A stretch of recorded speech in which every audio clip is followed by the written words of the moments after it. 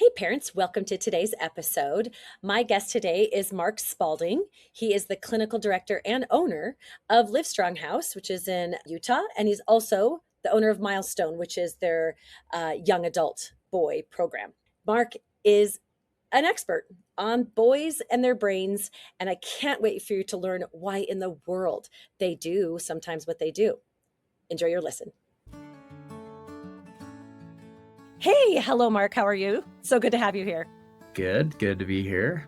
Great. So, what I have been hearing from parents a lot lately, and I know that we've discussed it plenty of times, but I really want to know your thoughts on this is kids of like it doesn't matter if they're teenagers or young adults, but if a kid is in a program, right? There's typically like weekly calls with their parents or sometimes, a young adult could possibly call their parents maybe like daily, right? Even if they're in a program.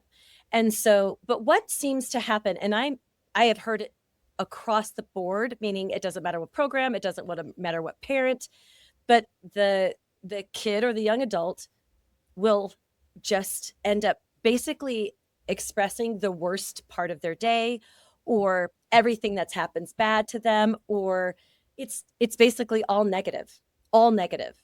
And Yeah. so, and then parents and I are having a conversation like, well, my kid says they're getting picked on, or there's no food in the fridge, or these living conditions are awful, or I mean it's just complaints and negativity. And it's hard because the parents aren't at the program. And then of course many parents will say, to maybe their family therapist or something like, well, what's really going on? A therapist will say, oh, no, that's not really happening. But then the parents are left sort of like having to trust the program, but then also second guessing, and they're just confused. Yeah. And I know that you know this really well because it happens and you've talked to plenty of parents. So I am really excited to hear what you have to say. Okay. Wow. Yeah. It's an interesting dynamic. And, it's a hard decision when the parents send their child to a program. They're really entrusting their child to strangers. And to be honest, I want to validate parents and hey, there are really crappy programs out there actually. And they will say certain things are therapy when really it's kind of abuse. And those are the programs that should be closed for sure. And then that gets tricky when you have an adolescent boy that needs to be in treatment for one reason or another. And what you just said happened, right? They either minimize or maximize what's going on in the house that they're living in or in their current situation. Like you just said, there's Yeah. no food in the house, or I'm being bullied or being picked on, or I've never been more sad in my entire life. And this is miserable and this isn't working, right? The list Oh just yeah, keeps that one. going. Yeah. This Yeah. isn't working. I shouldn't be here. That, yeah, they say it all. Yeah. And it's hard. I mean, so at the same time, you want to be able to validate or try to understand what's going on without rushing in to rescue them, right? Sure. So we were just talking about this, and I think I might have talked about this on other podcasts, but I call it the proximity effect, right? So, when our children are young and they're like, I don't know, 100 feet away and they're running and they could be like 4 or 5 years old and they fall really hard but they don't notice that you see them. You see this happening. They Right. fall hard, they hit their head in the grass, and then they kind of get up and it looks like they might cry, but they don't. They kind of brush themselves off and they Sometimes they kind even of go, look around to see, right? right. Like, did Yeah. anybody see me? Yep. Yeah. And if they didn't see that you saw them, they're just going to kind of go about their business for the most part, right? They're going to Yeah. shake it off.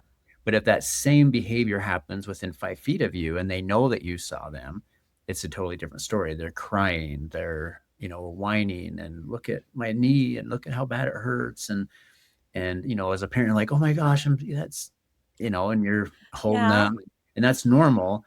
But that same type of thing applies to our adolescent kids and even our young adult kids, right?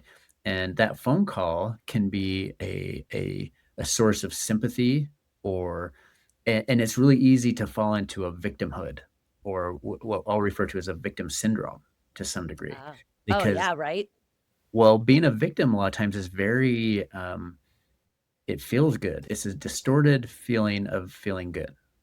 You know what I Oh, mean? Because if you're a victim, you don't have to change. People will usually come in and rescue you or take care of you or try to solve the problem for you, right? Especially if you're a that's true. true victim, and there are true victims. But these boys have learned how to really get really good at manipulating parents and holding them emotionally hostage.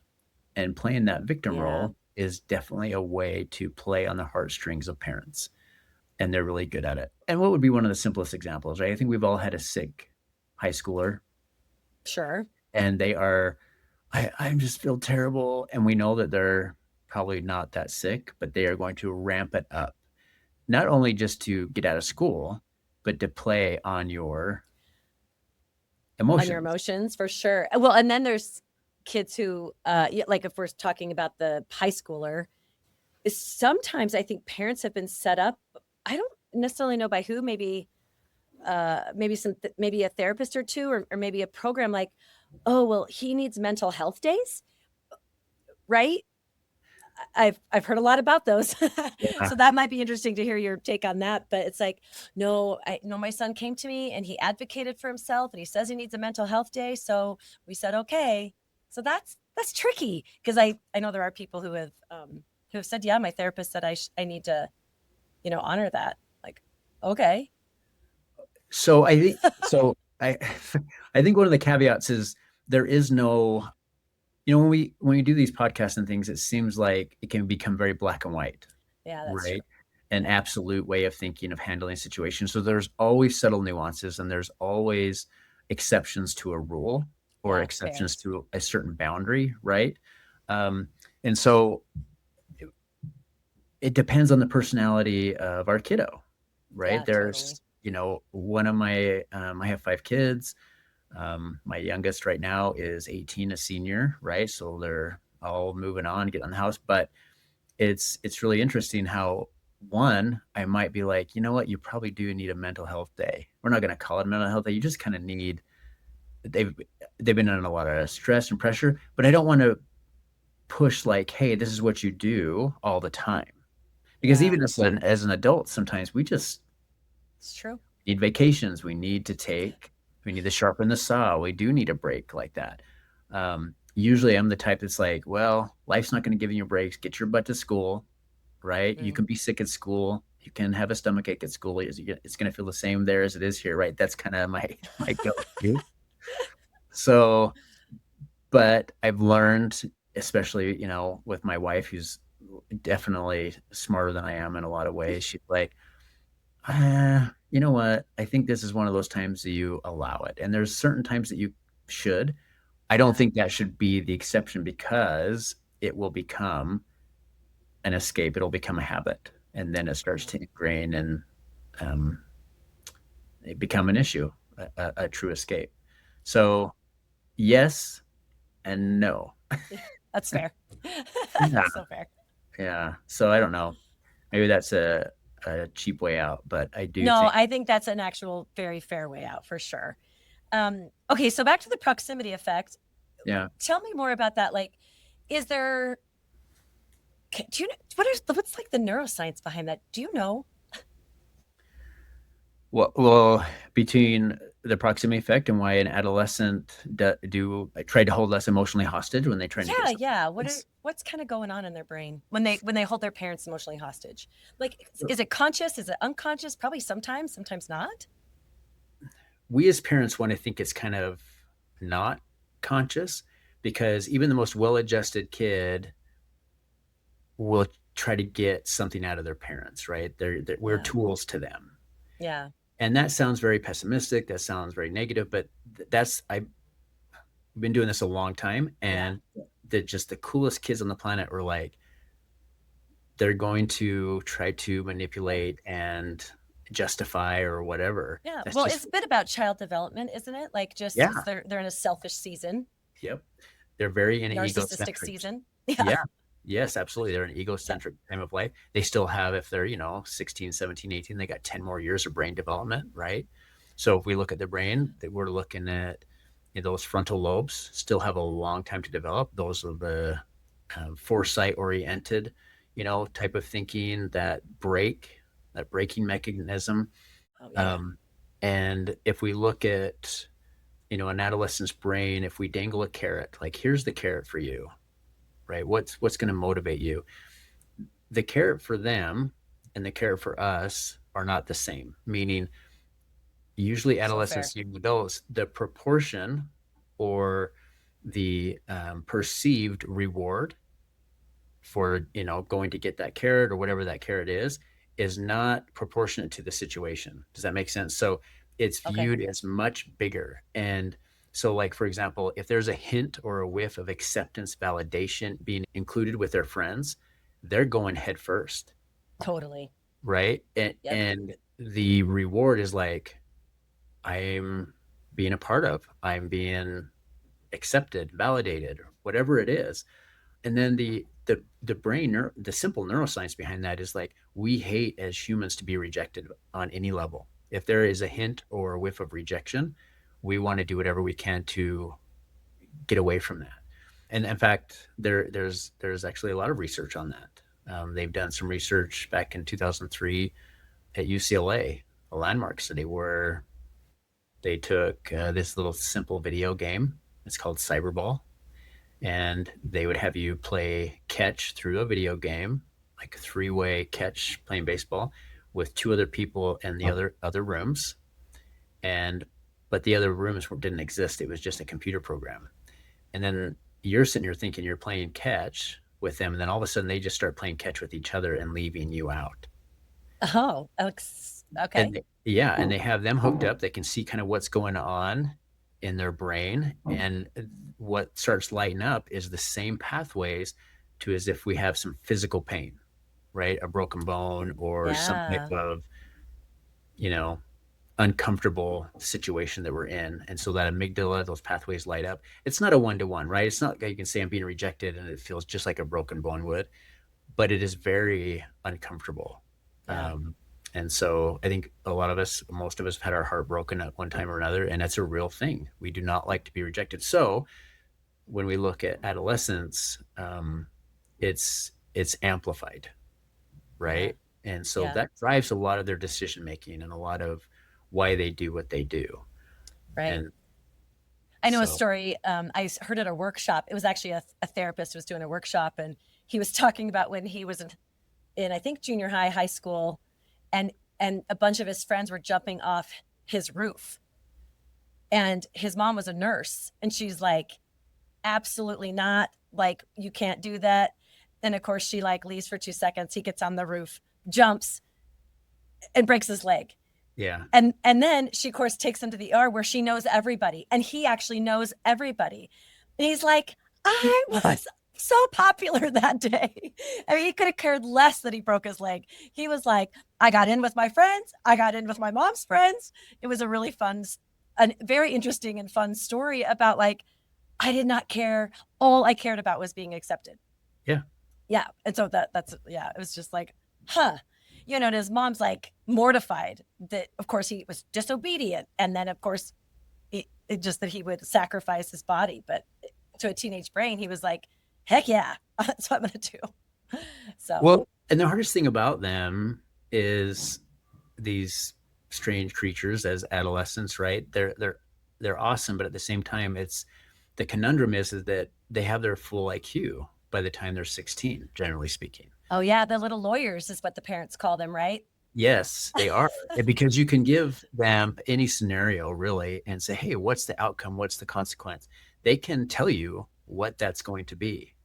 So that's Right. what's one of the frustrating thing about parents is like, well, we've talked about this. They know. Why do they keep making these decisions, right? Or these mistakes? Yeah. Well, part of that, you know, brain development or lack of brain development is processing speed. So there is an emotional processing speed, like I think the amygdala processes. It's something like oh, I can't remember, but it's 25 times faster than your frontal lobes, right? Oh, So yeah. So we're it's all reacting, yeah, that especially teenagers. that emotional sledgehammer hits them quicker, and so that's another brain development issue with them. Right. But the gravity of the consequence is not as heavy as it is to us adults. It just isn't. Even though they can articulate it, they can tell you the consequence to them is not as heavy. And the reward is way bigger than what we think. Yeah. So that reward piece is really, again, distorted and not in proportion to the actual situation, right? Yeah. Oh, So, that's so interesting. We're going to backtrack a second. If okay. you've got a kid who's doing the complaining and the Yeah. only sharing negative things, right, on a phone call, or yeah, can you help what are some of your suggestions in like dealing with that, even if parents understand, oh, okay, yeah, like, I get the proximity thing, but they still have to figure out like what they're going to say on the phone, right, to their kids. So can you what are some of your advice that you would tell parents? Well, the simple answer is less is always more, uh, meaning just say less, do less, solve less, protect yes. less in that in a lot of circumstances, right? Which means you leave them holding the bag. It's awkward silence. It's just like, hey, that you that does sound unfair, right? I mean, I wouldn't. I don't. I feel bad. Are you like really being bullied? And what are you going to do? What how are you going to solve this problem? And then Oh, you just yeah. put it back on them, and you can still show empathy and concern, um, or like, well, yeah, you don't have any food in the house. Like, what don't you have? Is there something you don't like, or what's going on there? And what are you going to do to remedy that? Are you going to talk to your our staff, or your in our case it'd be a life coach, right? What do you how are you going to handle the situation? So you just really put it back on them.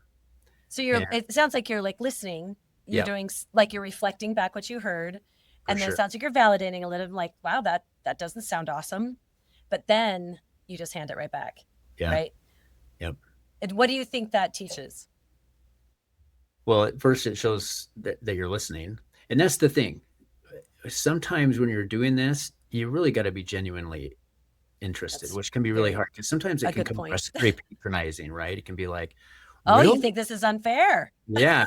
Yeah. That's usually my, well, yeah, That was I a good would, tone. that was good. And I walked up the hill both ways in the snow. I'm like, you don't, we start to bring ourselves into it for sure. Totally.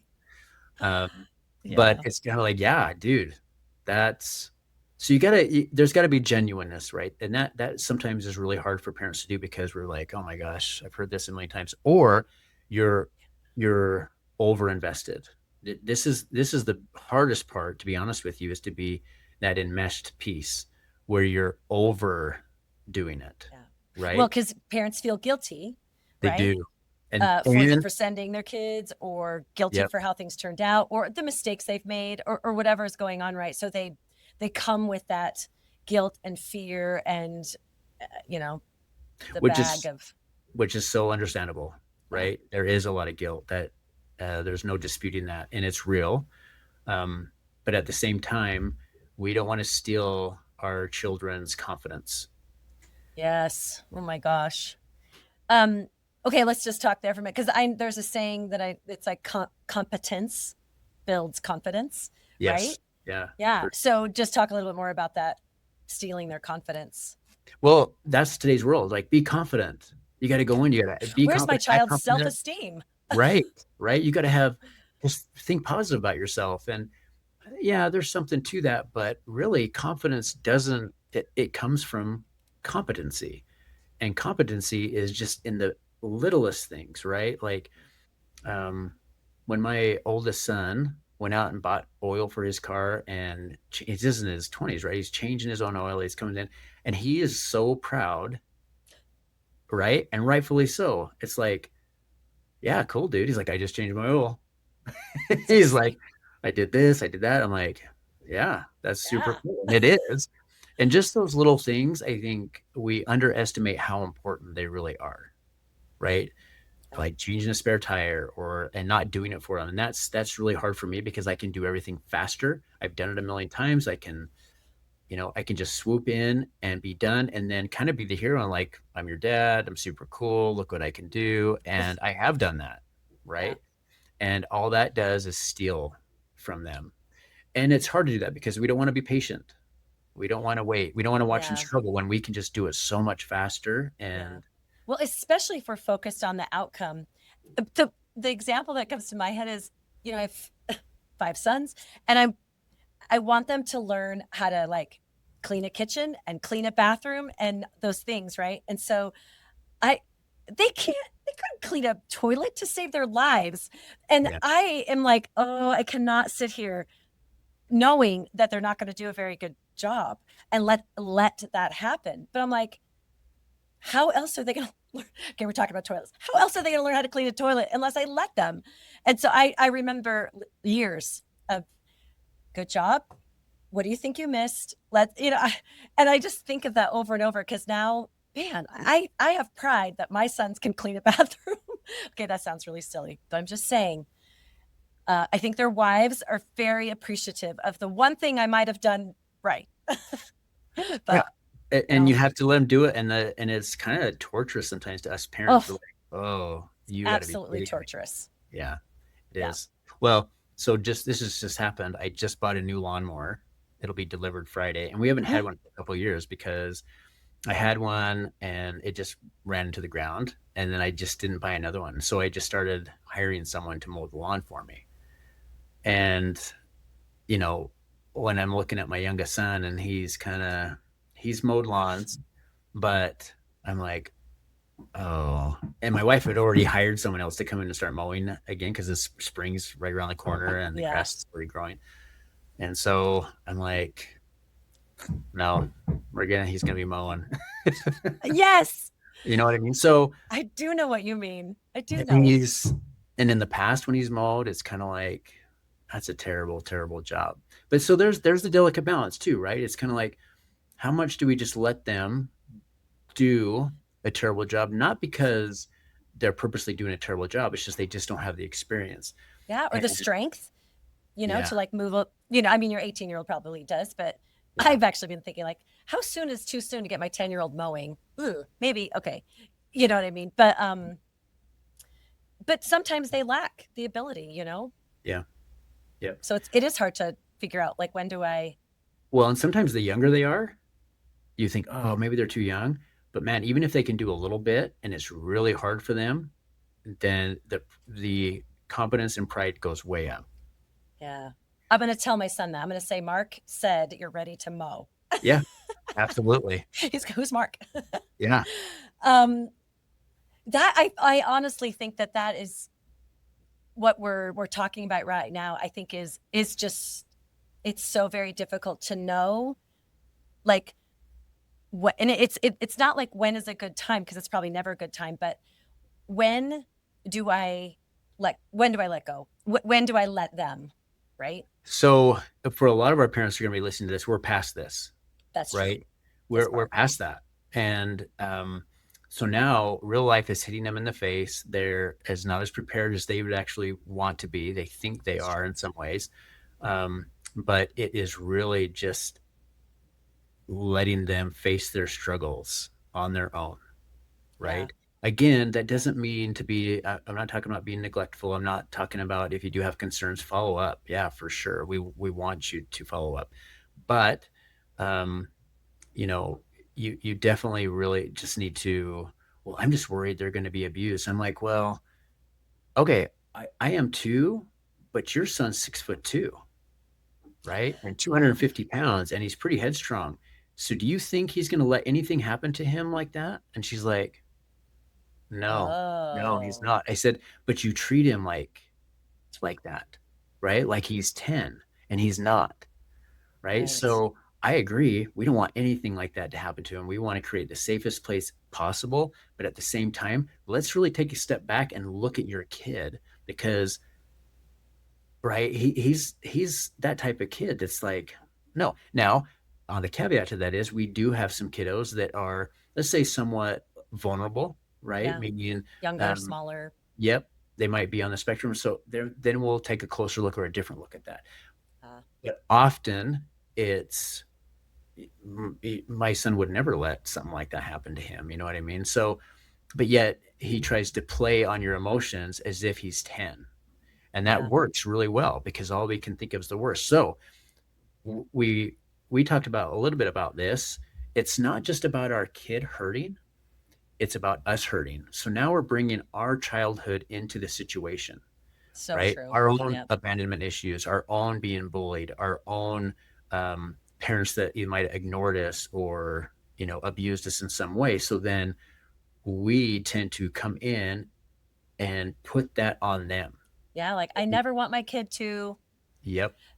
Yeah. feel abandoned or feel sad or be Yeah. left alone or all the Yep. things. That's Yeah. another one. Sad, because Yeah. sadness is a very normal thing, and a lot of our moms can't stand the thought of their kids being sad and away from Right. home. And Oh, yeah. and a lot of that Just want my is kids really happy. hard and understandable, but at the same time, they got to be able to learn how to deal with that and work through those feelings and emotions. And what's that book? Let them. Let them. We'll take it and um, put it in this context. Yeah. Yeah, There you go. Well, I've also heard you say that when kids are in treatment, they are doing hard things often. And so yeah, they are sad and they might possibly be more, quote, more depressed than they've ever been. And they might absolutely like, what is this, total crap that I'm dealing with? This, it's not the right place for me. But yeah. right. So would you go into that? I think you mentioned that maybe at the parent summit that we were at together, but it's like, yeah, that Well, makes sense. yes, it absolutely makes sense. I mean, they're doing hard things. Yeah. They're being compelled to change, um, right? They're in a Change place that sucks. it does change is hard. It's out of our comfort zone, and we just don't. We as humans don't like it, and so that's where the validation comes in. It's like, yeah, it is hard, and it does sound like you're in a super big depression. You've also been working on X, Y, and Z, Mm, right? And confronting some of your own issues. One of the first milestones that our students have to obtain to keep moving or progressing is humility. And the humility milestone means, am I teachable? Am I being able to recognize some of my weaknesses? And what does that mean? yeah. Like, where do I, if I have these weaknesses, it gives me a place to go from. But I also have compensatory abilities. So we're asking them to do hard things, to look at themselves and make those changes. That's going to create, some emotions that are hard to deal with. Yeah. And it's important for them to have those emotions and learn how to deal with them. And So so, true. but, I'm guilty of this too. What's that old saying? You're only as happy as you're unhappy. You're This child. Yes. unhappy The child, right?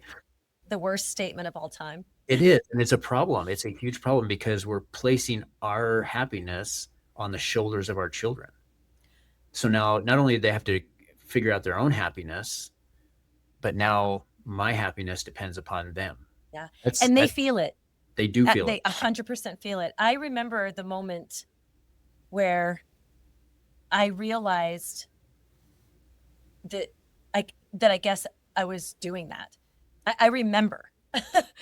And I remember I think my son was mad. He was mad at me.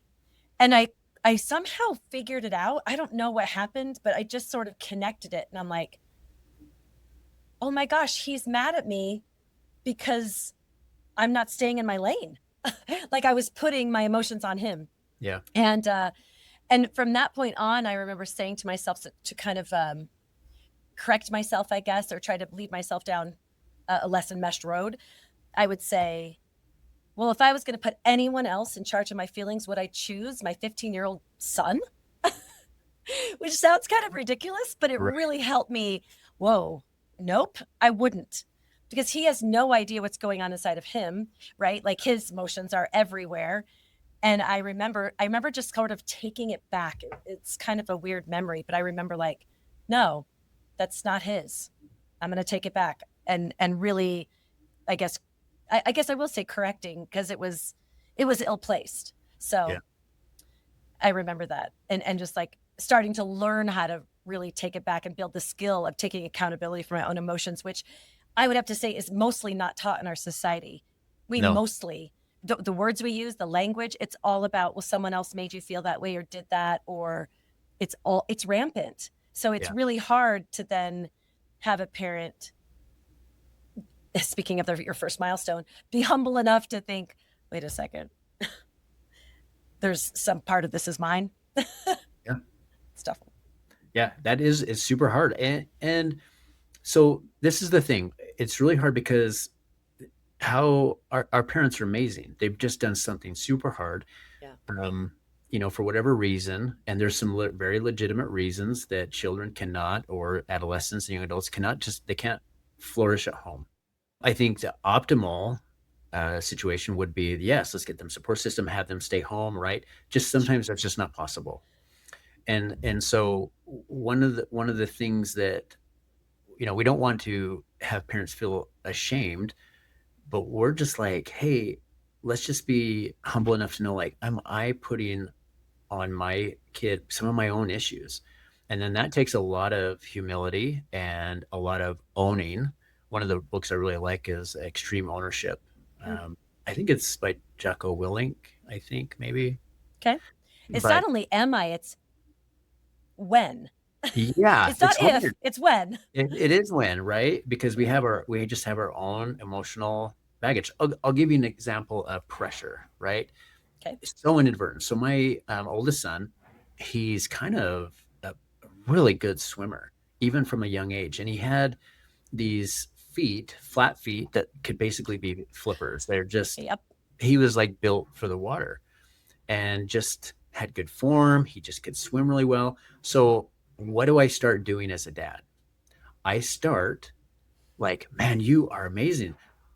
You could go to the Olympics. You start seeing So his quote potential. yes, and then I start totally inadvertently, unwittingly putting pressure on him, Yeah. right? And he still swims, he still likes it, but I think I created this, I don't know, pressure. And he just liked to swim, right? Right. Just go and Oof, swim super and have guilty. fun, Same thing. right? And so I think sometimes we don't even realize, well, a lot of the time we just don't realize what we're doing. And Yeah. so that's where it's kind of like that introspective, oh my gosh, let me step back and take a look. And so when our children are on the phone with us and they're complaining, right? It's not just us reacting to their situation, it is us reacting to all of our past situations. Yes. Yeah. And so it's 100%. yep. And it's just hard. We all do it. And so that's why it's like, take a breath, take a pause, step back. Okay, what can I control in the situation? What I don't have control in the situation? You kind of can map those Yeah. things out. Well, and you might think you have control over more than you really should or do. Right. Yeah, you do. Right. Well, and you're like, it's my responsibility to keep them safe. I'm like, kind of. When they were two. Yeah.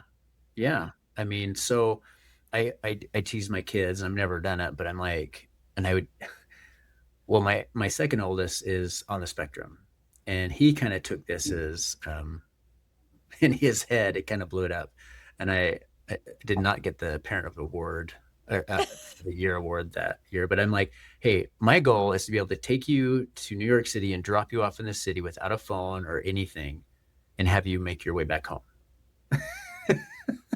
And he kind of Okay. thought, and I'm positive my children could do it. I just think they could do it, Okay. and they would be, and but he kind of took that as like, um, Abandonment, maybe. abandonment, and it took Oh, it to a different place than what I meant it to be, hoping that they would think my dad has some confidence in me, right? Um, so I don't know. We all make mistakes as parents. We all say and do just yeah. really silly, you know, dumb things sometimes. Sure But I do. think when we come back and say, hey, I'm sorry, I made a mistake. You know what? I should not have done that. That opens a door to allow them to do the same thing. Yeah. And one of my biggest sayings is, our children do what we do, they don't do what we say. So if we're going to have influence over them, which that's the name of the game, we don't have control anymore. That's gone. It's all Right. about influence. How do we maximize influence? And the only way to do that is to change ourselves and be able to admit we're wrong, apologize, and just keep trying to change those behaviors with your children. So Yeah, that is yeah. it. Oh my goodness. Well, thank you so much for coming today and for just having a great conversation. Appreciate it. Yeah, absolutely. It's my pleasure. It's always good. Awesome. Yeah. Okay. Thanks, everybody. Have a great day.